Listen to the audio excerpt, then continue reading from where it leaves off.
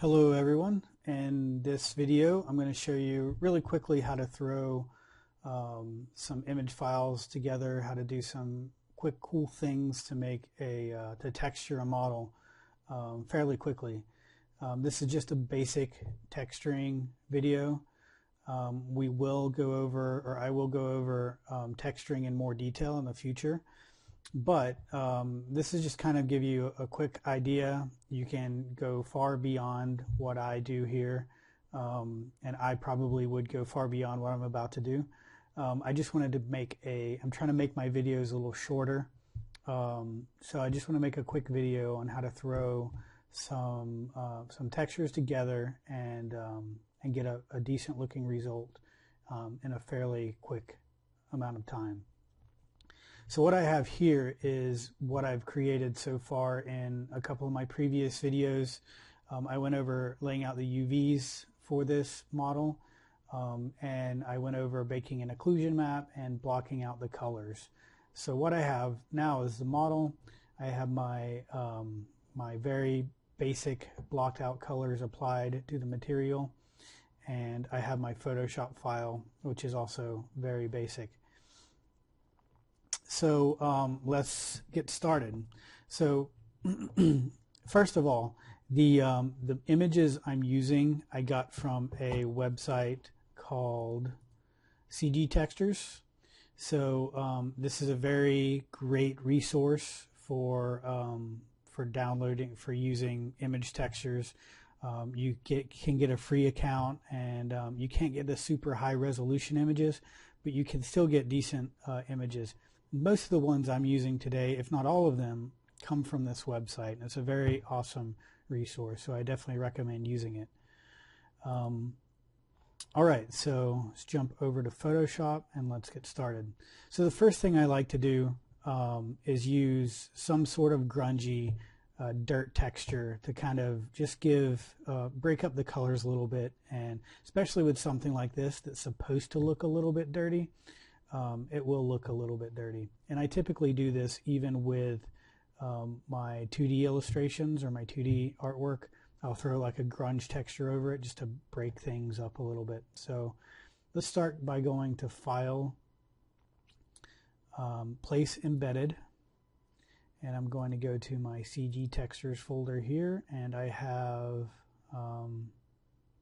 probably just this concrete would work really well. And the size doesn't matter so much because we're going to drop the opacity of it so far down. It's not really going to matter too much. Let's go ahead and put that under our AO. Let's go through some blending modes to see what that's going to look like. So I think multiply is usually a good one just to use right off the bat. I think that might be a little too dark. Let's go with overlay, and I'm just going to bring the opacity way down to something like 40%, and I'm just going to name this layer grunge. And that just gives it a little bit of dirtiness to my model to make it look like everything's just not solid colors. So the next thing I want to do is get some sort of wood texture in here.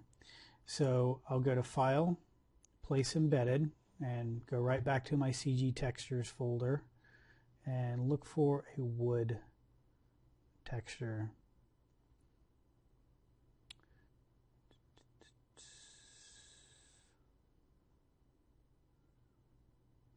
So I think this one here, this wood fine, might work very well. So let's go ahead and place that. And again, the resolution of the actual files we're using don't really matter so much. I mean, they shouldn't be tiny, but they don't matter so much because what we're going to be doing is sort of laying overlaying images on top of images. So our final result is going to be something that's no single image by itself. It's going to be many images combined to give us a really cool looking effect. So let's go ahead and take this wood and set that to overlay. And it's a little bright. It's a little brighter than I want it to be. I want it to be a little bit desaturated. So I'm going to hit Control U on my keyboard. Desaturate that guy a little bit, if not all the way. Maybe darken it. And then I'm going to hit Control L, which is going to bring up my levels. And this will let me just kind of control the detail, so I can kind of crunch my values a little bit, so I can get a little bit more of that wood detail in there. So something like that. And now obviously I only want this where I have wood. I don't want it where I have metal or glass. So one reason this base color layer is really useful, because I can really quickly make selections by this base color. So I'll grab my magic wand tool, I'll grab my base color layer, I'll select that brown, which represents the wood, and then I'll go to my wood layer, and I'm just going to make a quick mask, which isn't going to delete everything. It's going to mask everything that's not selected. So it's still going to be there if I need to change anything. We're just not going to see it. So I have that selection made. I'm going to click my quick mask button there. So that masked out everything we don't see. So looking good. The next thing I want to do really quickly is address the issue of my ends of my wood here. Now obviously I kind of looked up and I laid out my UVs in a way where everything's kind of flowing in the right direction. All my grain is going in the right direction, except for my ends there. So what I want to do to get rid of that texture on or mask out those ends is I'm going to select the mask that I created here. I'm going to grab a black paintbrush, and then I'm just going to paint out those ends so we don't have the detail on those ends, like so. All right, so we have that taken care of. Now I want to go to File. I'm going to bring in a texture of the end. So Place Embedded.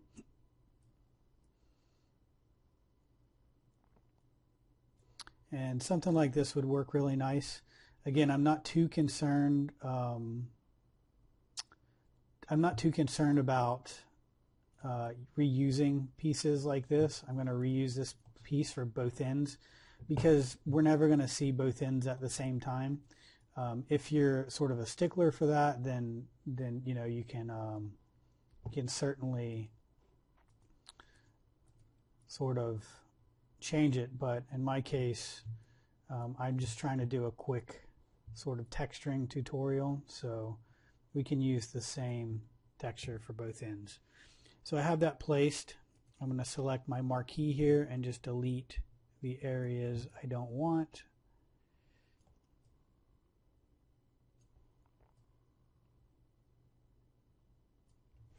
The cool thing about using an occlusion map like we are is we really don't need to use our UVs. I'm going to use these for something else eventually, but at the moment, because of our occlusion, we kind of have everything visible where we need it. So then I'm going to take that wood end and just hold down Control and Alt and drag that down to duplicate it. So I'll drag that to our other section there. I can go ahead and merge these two layers together. So merge layers. Oops, we don't want that quite yet. Wood ends is a fine name. Let's set these guys to overlay, and again I'm going to desaturate them, maybe darken them a little bit, and I don't really think they need levels at this point. So okay, so let's go ahead and save this and see what it looks like in Maya really quick. So I just hit Control S to save my Photoshop file, and then I'm going to hit Control Shift S to save my PNG that's actually plugged into my Maya file. Remember, I don't like using Photoshop files in Maya, like plugging the actual Photoshop files in. in Maya because I tend to use Mental Ray to render a lot, and Mental Ray just does not like Photoshop files. So to update our lantern, I'm just going to double click. See what doesn't exist. Let's see, may have to go in and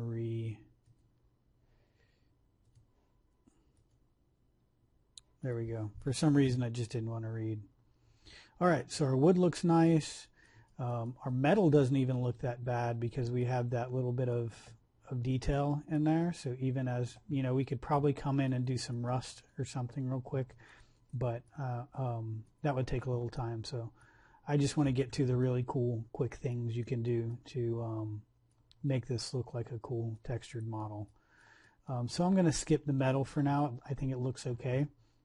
I will add a little bit of grunge texture to the bottom, which I think can add a lot of cool detail.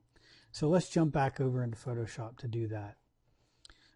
Let's go to File, Place Embedded. I want to look back in my Textures folder, and I want to find something with grunge. I could probably use that. Let's see.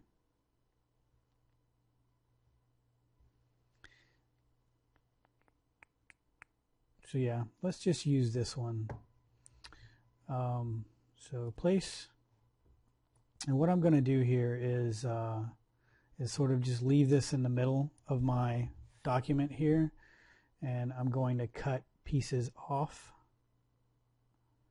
like that and just reuse it. So hold down Control to cut that section off, and then I can kind of put that up here at the base of that metal piece. And again, we're not going to see both ends at the same time, so I can reuse that. And then probably want to add it to these little sections right here. So the front and the back will look a little bit grungy as well. So I'm hitting Control T to free transform, to rotate it around, and I'm holding down Control Alt to duplicate it and move it around.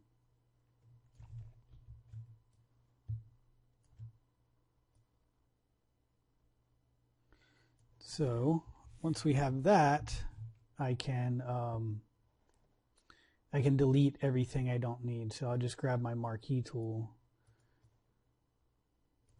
and sort of delete the sections I don't need.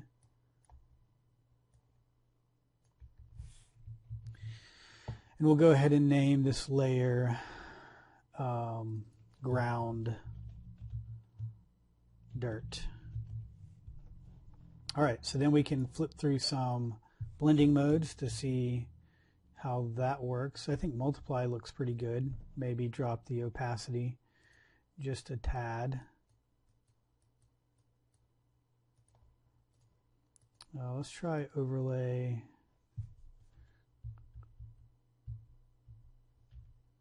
Actually, I think linear light looks kind of cool, so let's maybe go with linear light. Okay, so another really quick cool thing you can do is add some drippies, like dripping areas from the places that may drip. So like this up here where water falls on it and, you know, mold will eventually build up. CG Textures has these great leaking textures. I have a few of them here, like this guy. And I'm basically going to do the same thing there. I'm just going to throw this on, maybe just scale that up a little bit so it covers them both. And then I can just select this guy in the middle. So I'm not really going to need that. I'm probably going to end up erasing that anyway, and just kind of put that on the tops.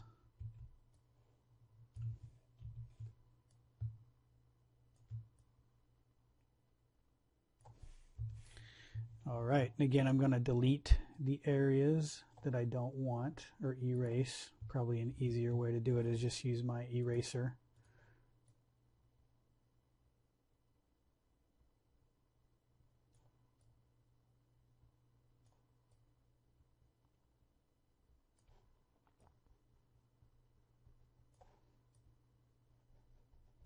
And I'll call this layer leaking detail.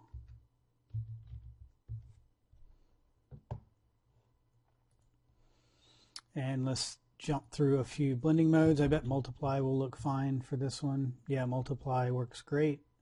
So we have that nice moldy looking detail there. Drop the opacity a little bit. And let's go ahead and save this, update it, and see what it looks like in Maya. So Control S to save my Photoshop file. Control Shift S to save as my diffuse file. Replace it. We'll jump over into Maya and just update our texture. Again, for some reason it's not locating that, so I just need to probably because it's still actually saving. Yeah, so it's still actually saving in Photoshop. So just give that a minute.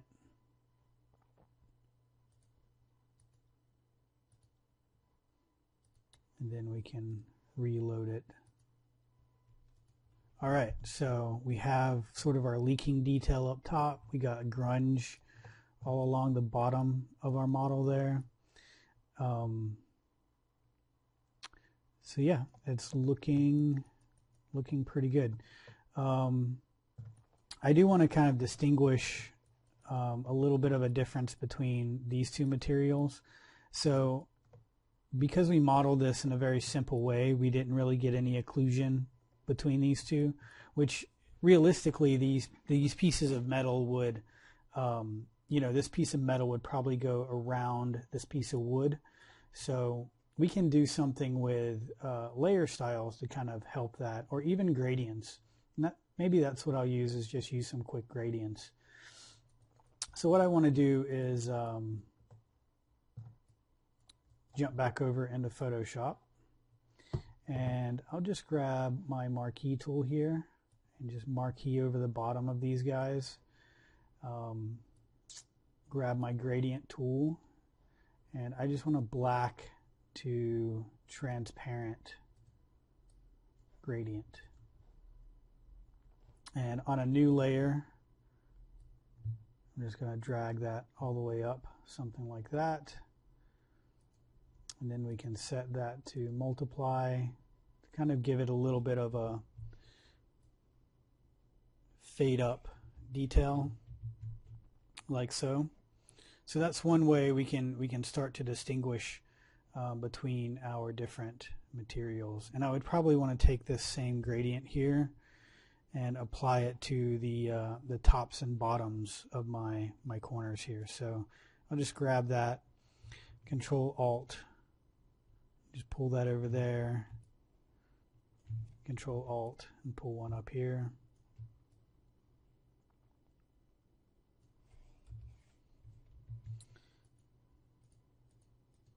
Yep, so that looks nice. One really cool thing you can do with layer styles, let me go ahead and just name this wood bottom gradient, is you can really quickly do like nuts and bolts along an edge or nails or something like that with layer styles. So I'll just make a new layer and name this bolts. Oops. Bolts. Now I'm about to explain also the difference between fill and opacity. Let me do this first, it'll kind of make more sense. But what I want to do is just grab I'll grab my circle elliptical marquee, and I'm just going to make a circle. Doesn't matter what size it is yet, and then I'm going to fill it with a color. So just green is good. That way we can actually see it pretty well. And these are going to be my bolts. So what I'm going to do is take this little green dot. Let me zoom in to where I can see things a little bit better.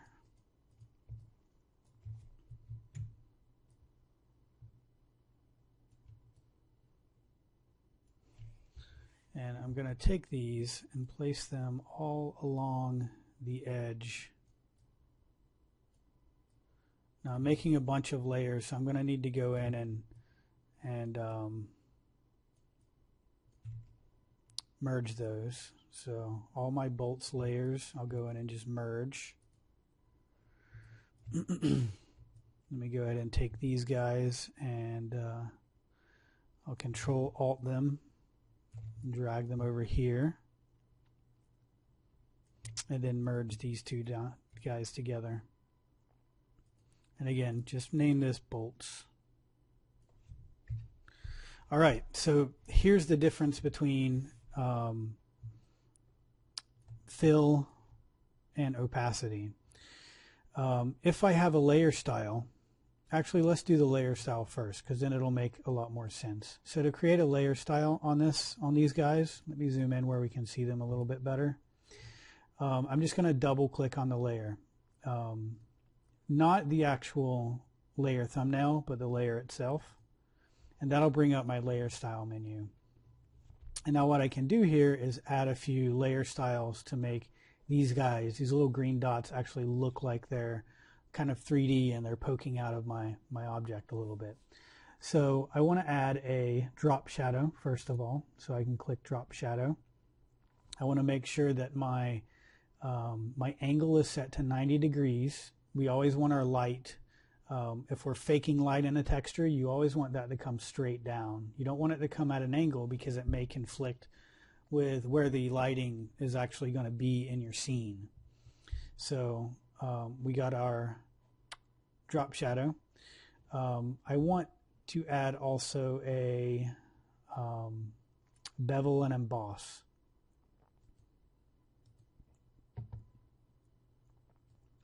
And just mess with these settings a little bit to get these guys to look like bolts, sort of round bolts. So that's looking not too bad the way it is, so we'll just hit OK.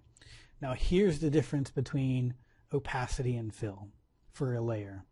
If I drop the opacity, it's going to make everything on that layer disappear, the entire layer. Now if I drop the fill, on the other hand, it's only going to drop the opacity for the pixels on the layer. If there's any effects, it won't drop the opacity for those. So essentially what I can do is drop the fill all the way down, and the actual layer will be transparent, but we'll still have our layer style where we want it. So that's a really cool thing to do with layer styles, to make things like bolts, like so. And you know, they look kind of 3D. I probably have a few too many of them there, but you get the idea. Another really cool thing we can do is sort of, you know, add some carvings or something in our wood here. So if we can take a new layer, and we'll just use this same green color to make it look, you know, for our carvings. And let's grab kind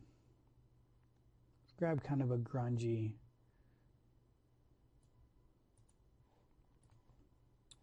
paintbrush. So say there was some lovebirds walking around and they wanted to carve something in our lantern here.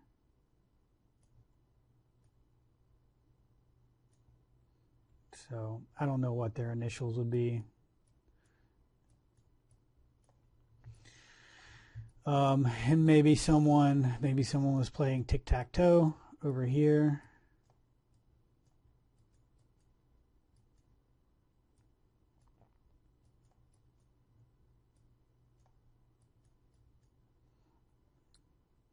And, you know, maybe they just gave up because they realized no one was going to win.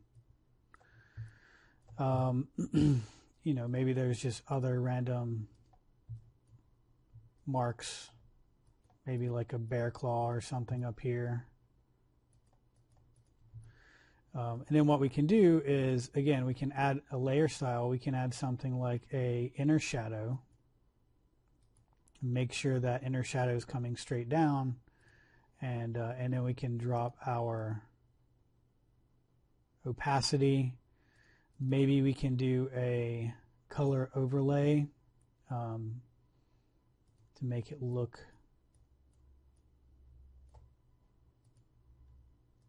a little darker in those crevices there, so something like that.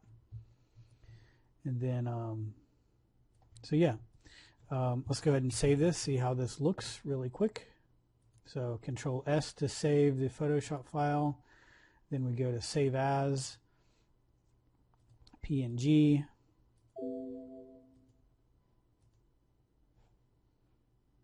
wait for that to save. It's going to take a few seconds.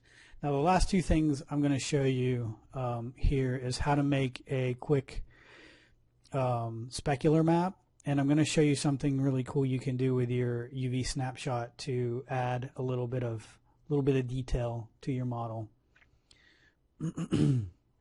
Alright, so this guy's saved. I'm probably going to have to reload this again because Maya is just not cooperating with me. Alright, so now I have some scratches, some tic-tac-toe, some claw marks up there. Cool, looking good. Okay, so let me show you something really cool we can do. Oh, and I also have the more of a clear distinction to this. Now I could take the extra step, and I probably should if I had more time, to add a lighter gradient coming down, sort of make it look like there's a lip around this piece of metal. But I'm trying to do this video fairly quickly. So okay. So this is something really cool we can do with our UVs. So let me go ahead and throw that under my AO layer. I'm going to invert this so our UVs are white, and I'm just going to set it to normal for now. Now I want to get rid of everything that's black in our image, or in our out UV snapshot. So I'll select my magic wand tool here. I want to select make my tolerance 0, and I want to make sure contiguous is off. And then if I just select my black, it may not look like it got everything, but if we zoom in, we can see that it's basically selecting all the white, or not selecting the white, it's selecting all the black. So now if we hit delete, we have only our white. Now this isn't really thick enough to do what I want to do, so I need to go in and make those UVs there a little thicker. So to do that, I need to select the pixels on that layer. So I'm going to hold down Control and click on the layer itself, not the layer over here, but the thumbnail for the layer, and that'll basically select all of those pixels in that layer. Then I want to go to Select, Modify, Expand, and I want to expand my my selection here by, we'll expand it by 2 pixels. That should be enough. So now if I zoom in, we can see that our selection there went beyond just what we had. So it's going to make that wireframe a little bit thicker. So then I can take my paint bucket. I'll just grab white, and I'll just click a few times in here to make sure that that's filled up all the way. Oops. Deselect.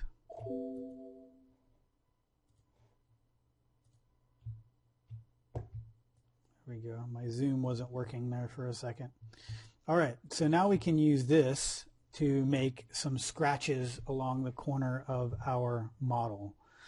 So I need to erase all the wireframe in here, so that's going to take a minute. So I'll go ahead and grab my eraser and just make sure I have the right layer selected. So I'm going to change this from out UV to corner scratches. And this should take me, a few minutes, so I'm going to speed up the video while I'm doing this.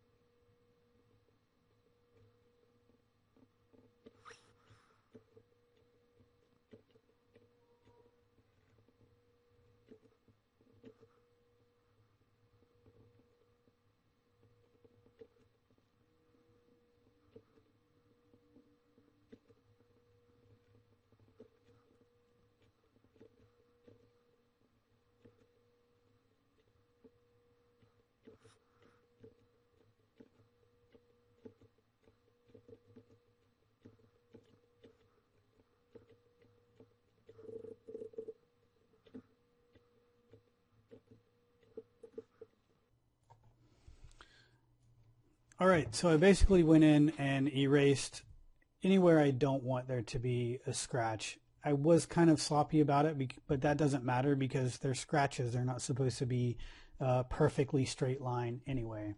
And I'm going to go in now and mess them up even a little further. So I'm going to stay on my eraser tool and just grab like a dirtier eraser there. And then I'm going to go in and just click around and kind of very randomly and just try to mess up these perfect lines a little bit. Probably come down and lower my opacity a little bit. So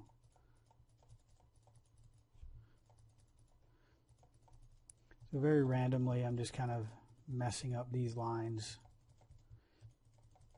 I don't want there to be any perfectly straight lines anywhere because that would just look kind of unrealistic. So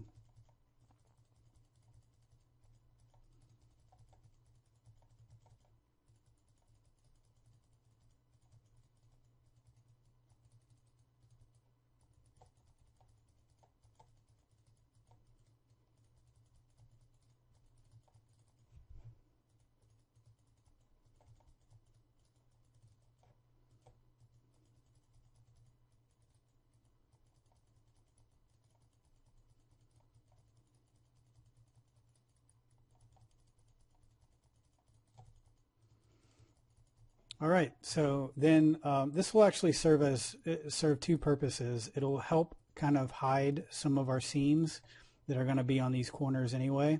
It'll also just give it like a level of realism and make it look kind of scratched and kind of dirty and old. So then I can take these scratches and I can go through some blending modes just to see what kind of looks all right. Overlay looks not too bad. Soft light looks pretty good.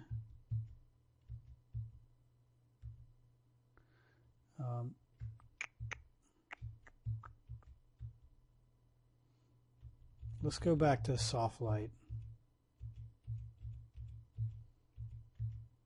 And I just want to kind of zoom in here really quick and kind of erase the lines because obviously there wouldn't be a scratch inside of these scratches.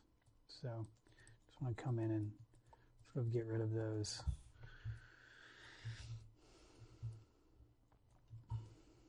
All right, so I'll save this. We will jump over into Maya again. So I'll save as our PNG. And then there's one last thing I want to show you, and that's how to make a quick specular map.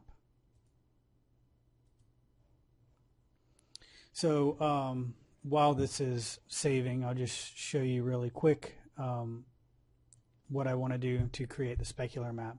So the first thing I want to do, and I'll explain why we need a specular map too. But let's go ahead and select all of our layers we have here and just hit Control G and that will group them together. And then we can name this diffuse. Okay, so let's jump into Maya and see what that looks like.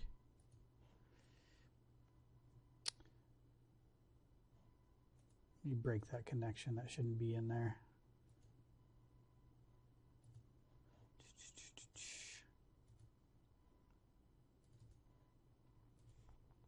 All right, so now we can, if we zoom in, we can see those little scratches on the corners that are adding some detail. We probably could have expanded our selection a little more to make them a little more noticeable, but I think that's pretty good for the time we've spent on this.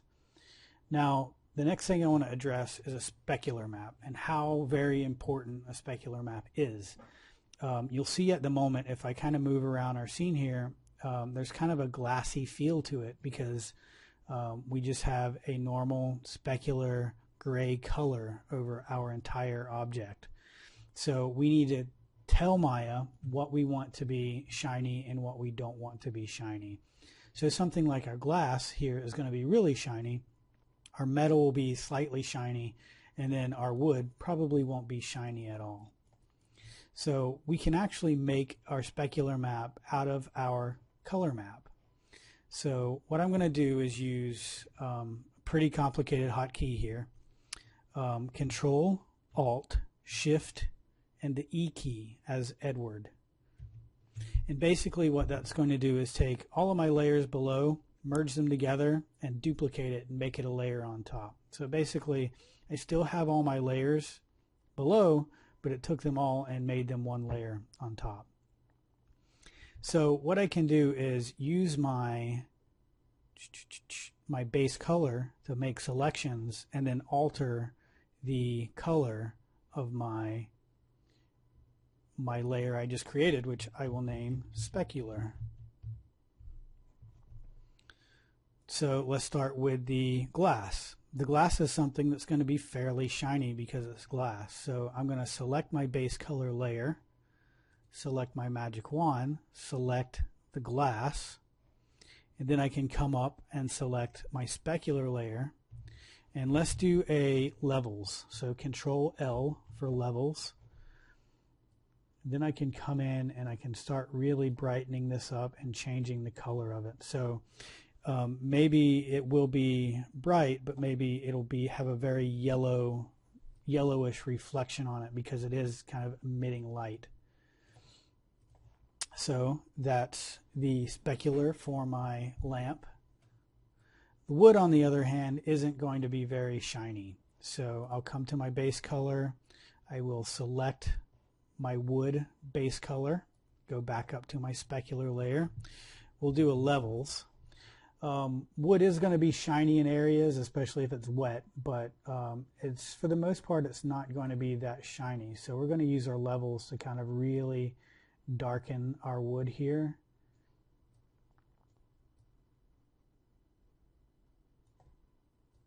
And then I'm going to use hue saturation, Control U, to desaturate my wood a little bit. So that's good for our wood specularity. Now the metal is kind of a medium specular anyway. So I can leave it sort of the color it is for its specular map, and we should get along just fine. So that is how to really quickly create a specular map. And once I apply it, you'll see a huge difference in the model. So let's do that. Go to File, Save. So we're saving our Photoshop file, and then Save As to save our PNG. And this time, instead of saving over my lantern diffuse, I'm going to click it so I get the name, but I'm going to change diffuse to specular. So Lantern Specular 2048. Again, choose a good naming convention. That way you can just look at the file name and know exactly what it's for.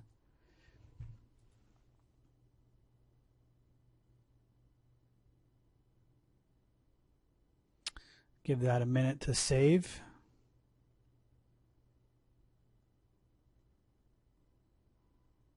Okay, so we'll jump back over into Maya. And I'm going to plug this into my specular color. So I'll go to specular color, File, and choose our Lantern Specular 2048 and hit open. And now as I rotate around, you're going to see that it doesn't have that glassy feel anymore. And if I come to certain angles like like down here, you'll see that my glass is really shiny. It's going to have a really tight, or not tight, but really large specular. My wood does have a little bit of specularity, but it's not that shiny as it should be. And then my metal has sort of a medium amount of specularity.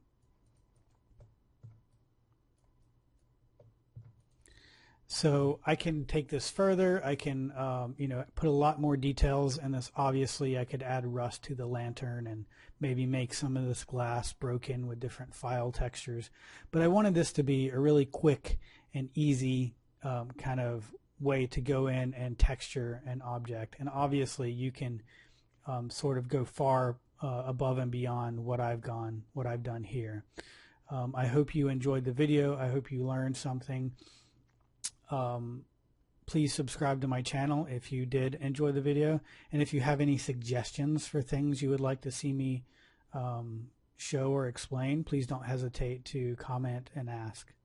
Thank you and goodbye.